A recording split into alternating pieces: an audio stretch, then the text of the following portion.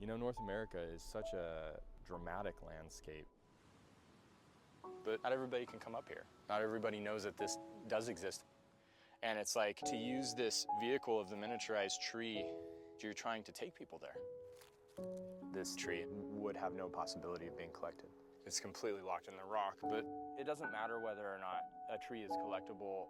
When you see these things, it just adds to this file system of imagery of what you can pull on when you get to work on different species of trees. It certainly is inspiring. So this is the tree that we worked on last year, and now that it's grown and recovered, we have the opportunity to put it into its first bonsai container.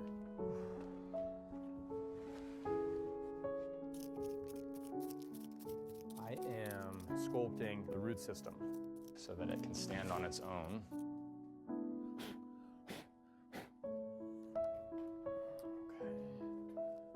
It's really, it's an interesting time to be alive because so much has been at our fingertips. I sense that we're moving backwards, and maybe that's not such a bad thing because that causes us to rethink the system. That's one of the big issues with sustainability is it's such a big concept that it's almost impossible to digest. And that's really where I've seen bonsai have a lot of power. You know, it makes it digestible because you just have to worry about your relationship with this singular tree. And that becomes a metaphor that highlights our collaborative relationship with the natural environment. So the whole thing ties together in the end. Okay. I have to prepare the container now. That pairing of the tree to the containerized environment is the first time that it becomes a bonsai.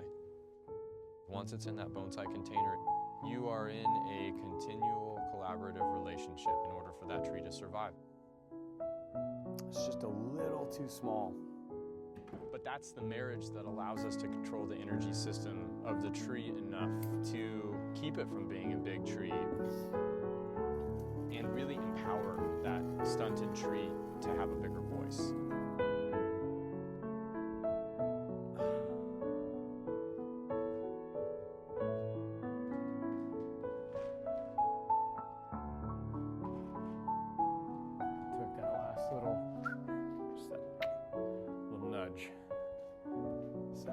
Little nudge.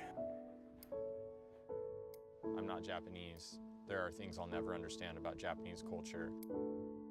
But I learned in Japan that you can't know something unless you've existed in it through good, bad, and ugly. So for me, as we continue to evolve as art form in the Western world, I chose to embed myself in this wonderful landmass of North America. These nuances of the land are what we're losing.